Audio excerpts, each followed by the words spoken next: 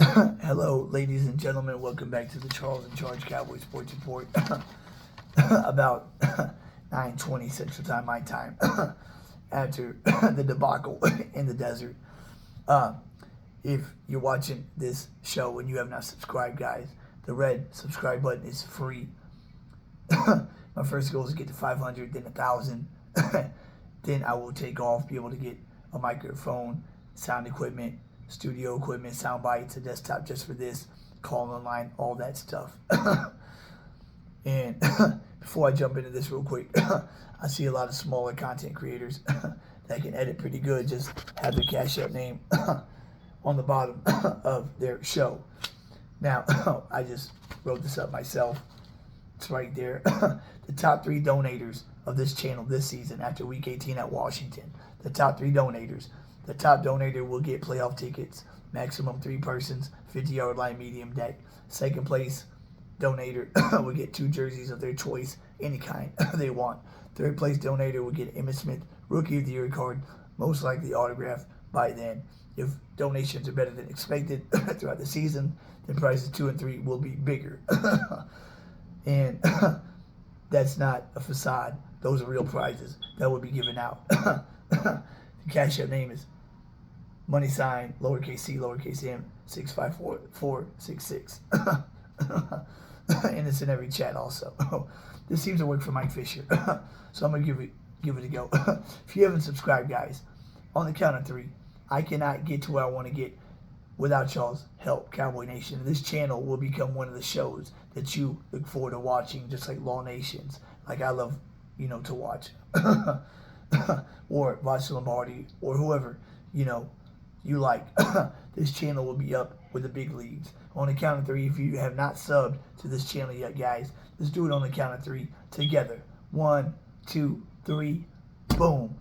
Free investment. If you did it, you're a real one, and I love you for it. And like Mike Fisher says, the like button helps beat the algorithms, basically get your video viewed more. On the count of 3, guys, like the video, please. Indulge me on the count of 3. 1, 2, 3, boom. Like. If you did it, you're a real one.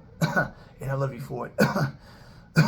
So this is my knee-jerk reaction to the loss in the desert that took away our 3-0 start.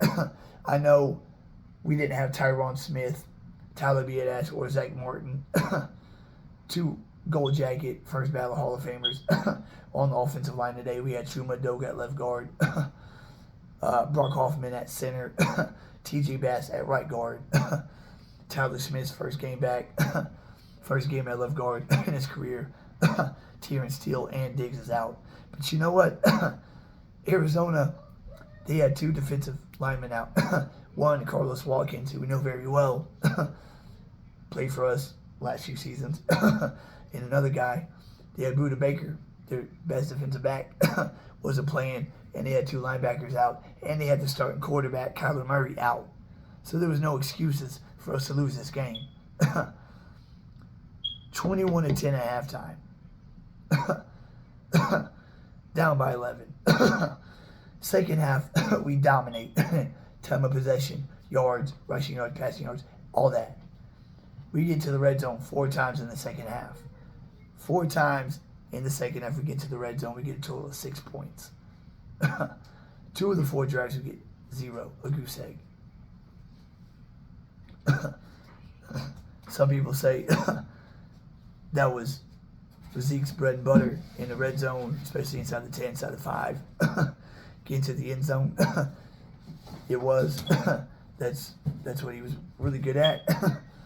But we also have a 6'4", 230-pound quarterback that inside the 5-yard line can easily get it past the goal line. He scrambled twice today because he had to. A 3rd and 15, he escapes the pocket, runs for 16 yards, breaks 3 tackles while doing so, gets the first down. And the second one has escaped the pocket, gets 10 yards, gets the first down, runs out of bounds. Now in his press conference, the thing I like that he said, said it 3 times, was when he was addressing our red zone woes, that maybe he needs to start using his feet more while they're that close to the end zone. Yeah, Dak, you think? I don't know why Mike McCarthy, the play caller, first and goal at the 5, run a quarterback draw, RPO, Dak. If it's there, keep it.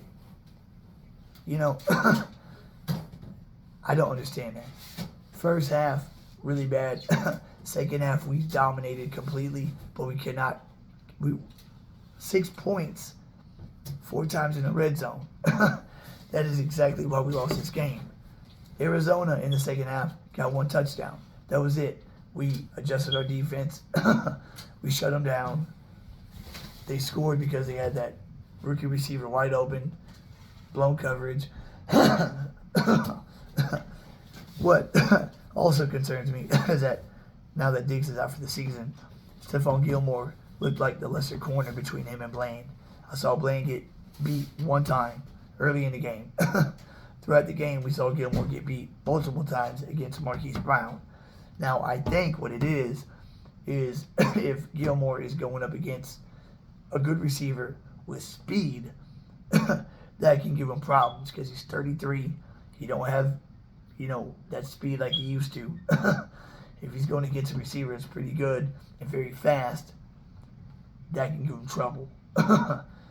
Now, there was like 2 balls Marquise Brown came down with on 3rd and longs that Gilmore was right there. Just didn't make the play. Like on the touchdown pass to Marquise Brown, Hollywood Brown, he just outran Stephon Gilmore. Just outran him. Gilmore was a second behind him. A little bit too late when he tried to swat the ball. Hopefully, Dan Quinn can look at the film, make adjustments, and we can move on from this. Like I was saying, a game that we were supposed to win, like today, we can offset that with the game that people think we're supposed to lose, which is week 5. Next week at home, I believe we'll beat New England. We should have Tyron Smith, B. Dash, and Zach Martin.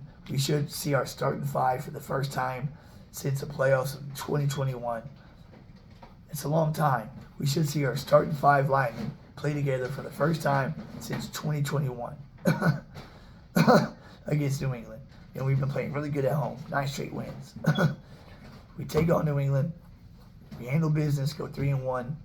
Then if we can take out San Fran Sunday night, then everything that's going to be said tomorrow, which I'm not watching TV this week because it's going to be ridiculously stupid. If we do that, and after week 5, us and San Fran are 4-1 because we beat them head-to-head, then all that goes away. That win against San Fran offsets the loss against Arizona. Now, as for the division, Washington was 2-0. They got blundered by Buffalo today. They're 2-1. Tomorrow night at 6:15 Central Time, Philly goes to Tampa Bay. Tampa's 2-0. Their defense, they still got Vita Vea on the defensive line with Shaq Barrett. They still have Lavonte David with Devin White behind them. Carlton Davis should play in this game. They still have Antoine Winfield Jr. at safety. And they still have Mike Evans, Chris Godwin, guys that can tear up that Eagles secondary. And Baker Mayfield is looking very good. And it's in Tampa. So tomorrow night, we are Tampa fans. Because if Philly can lose tomorrow night, then we're all 2-1 besides the Giants. Still number 1 in the division.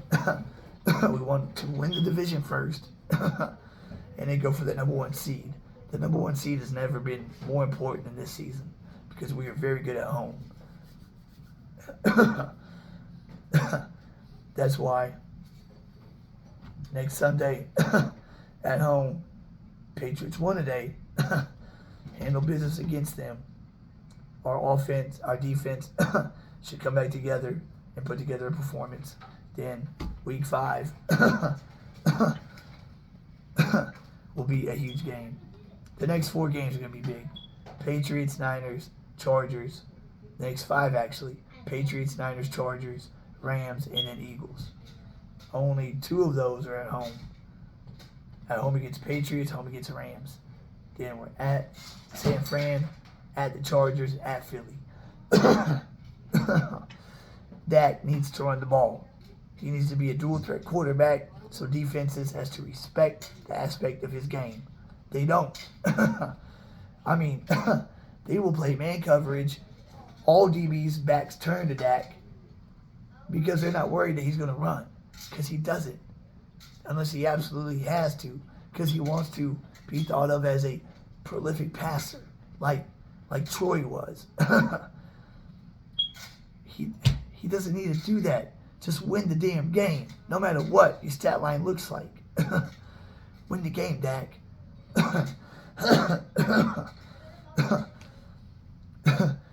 On the 2 drives inside the 5 that we got 0 points on, both times. The 4th and 3 from the 4-yard line where we could have got a first down without a touchdown.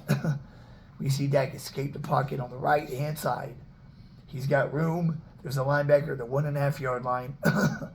That if Dak chooses, he can tuck it, run into that linebacker, most likely fall forward, get the first down, possibly reaching over the pylon, get the goal, get the touchdown.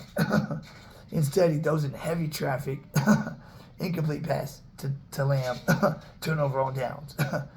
The next one, inside the 5, RPO to Pollard from the 4-yard line. Pollard gets a 3-yard loss. If you look, there's nobody on that left side of the field. If Dak would have kept the football, he could have literally walked in the end zone. Took his time, maybe walked him, did the moonwalk into the end zone. He could have had 2 touchdowns on the ground today, which would have made it 30-28, probably 31-28 if we would have went for 2 on one of those. That was the difference of the game. Dak choosing not to use his legs to get to the end zone. I know our defense in the first half lit up so many rushing yards. We haven't done that since 91, lit up that many rushing yards in the first half. But in the second half, we shut that down.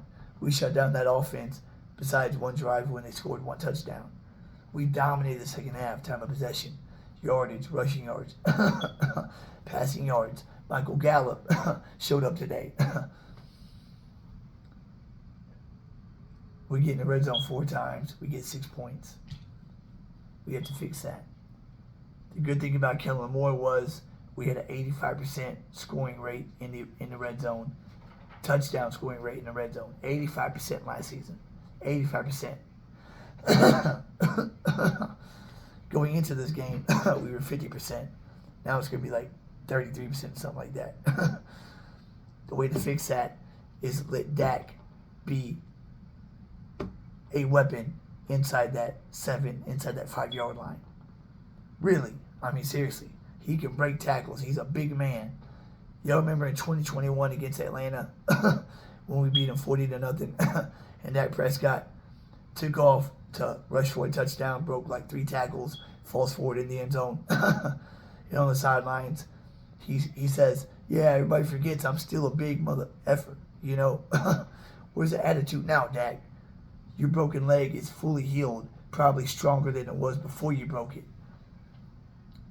Use your legs, brother. Use your legs. That will make our offense that much better. Now we got to wait 7 days to play again, get back in the win column, and feel good again. And hopefully next week, our starting 5 will be all healthy, ready to go. Tyron Smith, Tyler Beat, Ash Martin, and Steele. That starting 5 right there can move bodies and run the ball at will. I'm pretty sure about that. That's just my thoughts on the game. No excuses. Arizona had their share of injuries too. Joshua Dobbs was the quarterback. The backup quarterback was in. No excuses. We're going to see if we're for real. I mean, we looked for real first 2 weeks. But you really don't know what teams are until October, November. So this next 5-game stretch that we're about to embark on will tell us who we are. At home against Patriots, at the Niners, at the Chargers, bye week, get some rest. Then at home against the Rams and at Philly. After those 5 games, if we can go 4-1 or 5-0, That'd be awesome. I'll take 4-1 in that gauntlet stretch. And if out of those 5 games, if I had to choose a loss, it would be against the Chargers. Not against New England, because I don't want back-to-back losses. It's bad mojo. Close loss against the Chargers. Out of conference team. But I'd rather just take all 5 of them down. We have the team to do it. We just got to get our shit together and fix our red zone offense. Because, I mean, we should have put a ton of points on the board. I mean, we should have scored 35 easily. Easily. 5 times we're in the red zone. Should have had 5 tubs. Should have been 35-28. Arizona last, ditch effort to try to tie it up. No excuses. I know Diggs going down hurt, but he is not the whole team. We still have 11 good players on defense. Deron Bland played very good on the outside. Jordan Lewis played very good in the slot. Gilmore was a cornerback that didn't play good today. That's what concerns me on that. So, we'll see what happens. If I'm Mike McCarthy, I'm not doing any physical drills in practice this week. I'm doing a lot of film watching, a lot of walkthroughs, not doing a whole lot of one-on-ones. Nothing that could possibly get your players tweaked up or hurt. We want to be healthy going into play the Patriots and be healthy 100% minus Diggs going to San Fran. Have nobody on the injury list. That's what we want. That's it for this episode, guys. If you have not subscribed, again, I implore you, please indulge me. Hit that red subscribe button. It's free. Costs you nothing. It is a free investment to help build the Charles in Charge Cowboys Sports Report.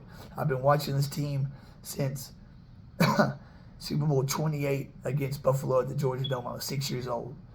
Ever since that night, I fell in love, been bleeding blue and silver ever since. Played the game my entire youth. I know this game, been a student of the game.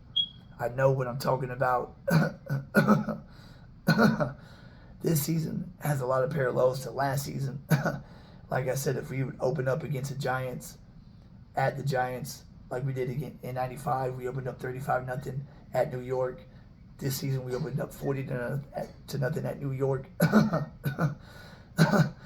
Our All-Pro corner, Trayvon Diggs, goes down with a torn ACL in 95. Our All-Pro corner, Kevin Smith, went down week 1 with a torn ACL. We went 3-0 to start the season. The third game was an overtime win against Minnesota. Week 4, we lost against Washington, so we started the season 3-1. So if we beat New England, we'll be 3-1 again, like we were in the last 2 seasons. But the season has a lot of parallels to last season. In the offseason of 95, we brought in 21. We brought in our own 21 this year. I mean, he's not prime, not at all. We brought in prime in his prime. We brought in Gilmore a little past his prime, but still very good. I think in the next few weeks, I think Deron Bland is going to be taking on the team's #1 receiver. I really do. He's faster than Gilmore. He's got hands, and he's very gifted and talented. He is. And playing against the Patriots next week, they don't have really good wideouts. That'll give him another game to get his feet wet, playing on the outside, to get ready for Brandon Ayuk and Deebo Samuel, their outside receivers at the Bay Area. Keep God first and foremost. He gives him for everything, even this. Seek Him in His righteousness. Everything else in your life will fall into place. I am a living testimony of that. It's all right, guys. The sky is not falling yet. Let's see what we do the next 5 weeks. Well, 6 weeks. We have a bye in the middle of that. See what we do the next 5 games. That will tell us a lot about the team that we have. Last season, we were able to overcome adversity. A lot of adversity. Let's see if we can do that this year. Good teams overcome adversity and win games. Arizona wasn't no joke. They lost week 1 by 4. They lost last week by 3. They were hungry. And they came out swinging. All right, guys, that's it for this episode. Catch y'all later on this week when I feel like talking more about this crap. Break down. I'm not going to break down this loss anymore. This is all I've got to say about this loss. The next video this week will be about the Patriots and what we have to do against Belichick and company. Until then, guys, y'all have a decent week. Catch y'all guys on the flip side. Charles and George is out. Deuce.